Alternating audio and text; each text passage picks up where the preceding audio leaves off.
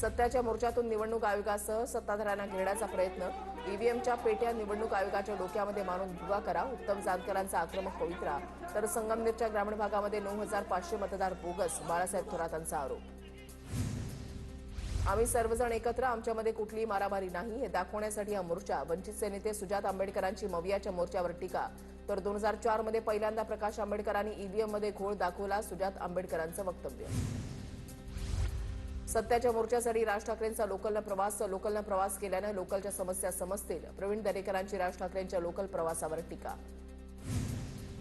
15 ऑक्टोबरपर्यंतची अद्ययावत मतदार यादी वापरण्याची परवानगी द्या, राज्य निवडणूक आयोगाची केंद्रीय आयोगाकडे मागणी. यादीमधील दुबार नावांवर स्टार चिन्ह करून आवश्यक उपाययोजना करण्याचे आदेश.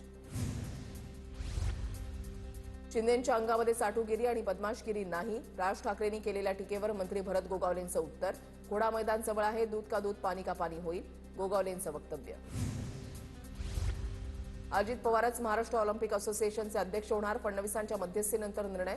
मुरलीधर मोहोळ यांनी विरोधात अर्ज दाखल केला होता. सारखं फुकट कशाला हवं, कर्जमाफीच्या मागणीवर अजित पवारांचं वादग्रस्त विधान.